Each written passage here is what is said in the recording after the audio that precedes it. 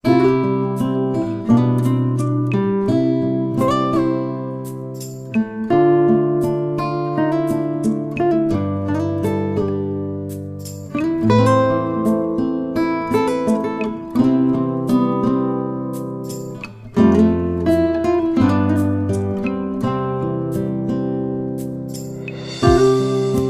ayan po mga kabayan, magandang hapon po sa ating lahat, no?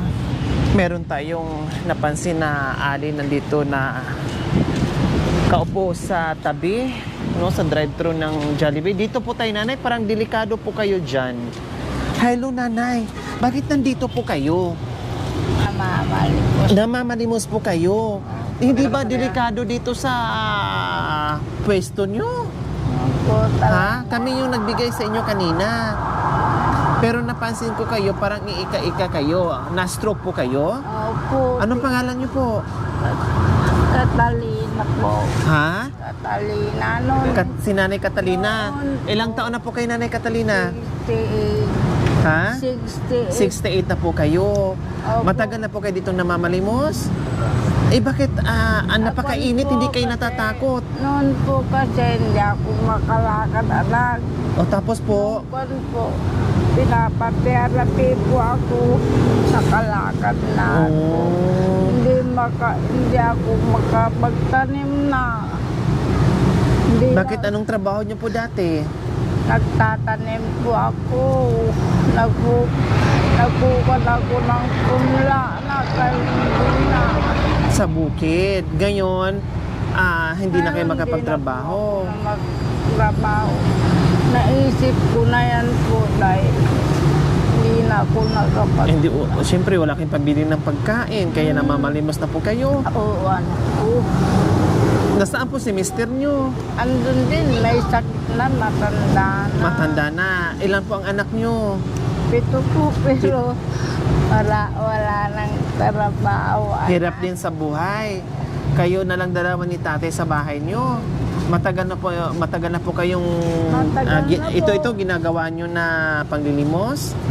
Buhat na nagkasakit kayo, na-stroke kayo.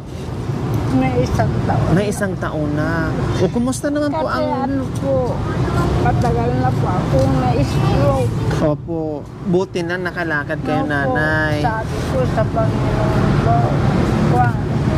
makapaglakad lang po ako.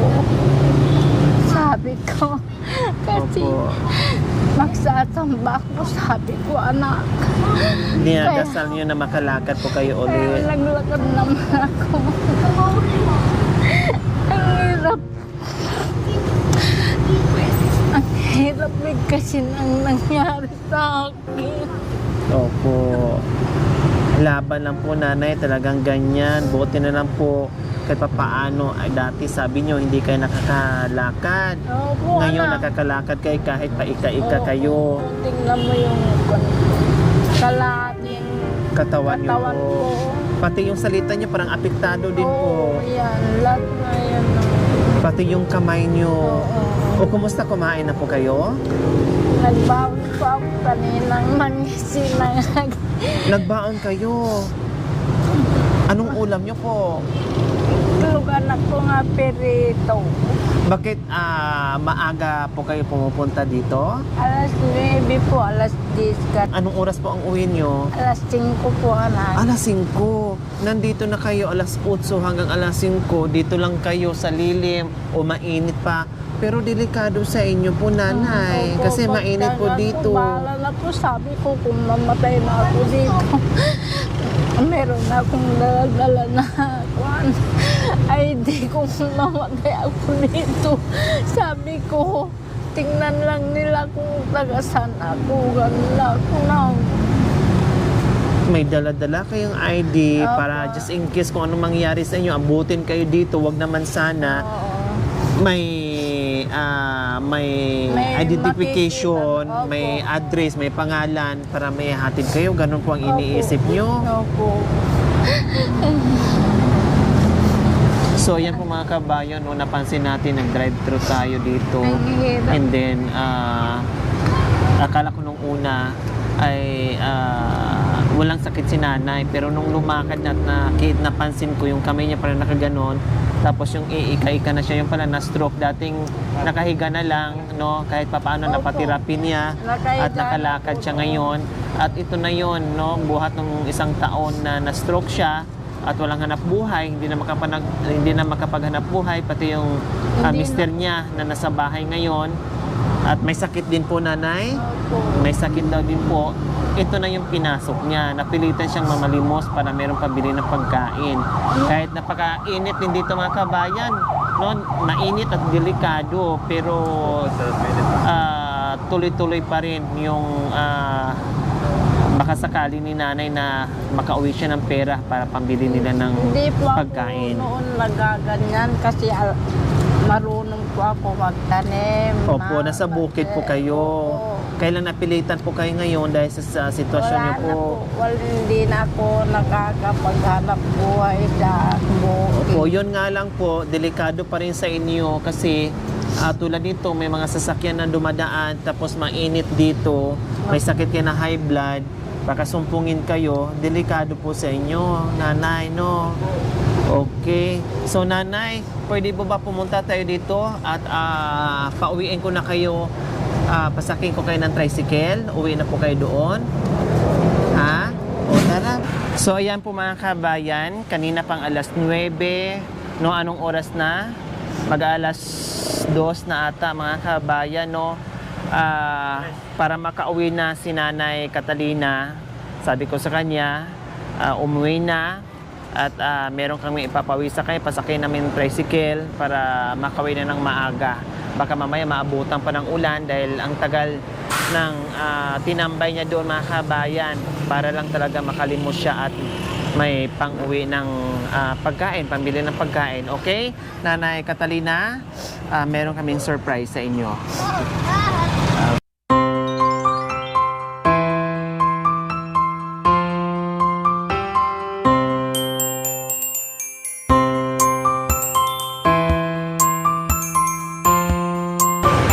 Ayan, napaiyak si nanay sa biyaya na hindi niya akalain.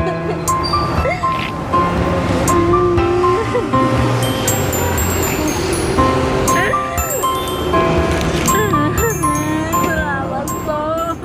So ayan nanay, meron na kayo isang sakong bigas, groceries, isang tray na itlog at syempre pambili nyo po ng ulam pag uwi nyo. Ayan po nanay Catalina. Ayan. Walang ano man po. Relax lang po kay nanay Catalina ha. Mamaya pag uwi nyo ay malamang matutuwa din si tatay o mister nyo sa daladala nyo ngayon. At huwag nyo nang paabuti na uwi ka ng alas 5. No, kukuha ko ng tricycle, tapos uwi na kayo ha, Nanay Catalina. So ayan po mga kabayan, meron na naman tayong napaiyak at nagulat ngayon. Isang namamalimos dito sa gilid ng Jollibee o sa drive-thru po mismo sa daanan ng sasakyan. No, hindi niya iniinda yung delikado, yung kanyang kinakaharap pero tuloy-tuloy pa rin po. At ito, napasaya natin sila. So ayan po mga kabayan, maraming salamat po talaga sa asawang pagmamahal. Sir GSM ng Rabi KSA at shout out din kay Ma'am Kat and Sir Albert from Rabi KSA Saudi Arabia. Maraming salamat po sa inyong ginitong puso. Naway pagpalain po tayo ng Panginoong Diyos sa araw-araw. Naway bigyan po tayo ng kalakasan ng katawan sa araw-araw. Naway bigyan po tayo ng mahabang buhay pang sa ganun.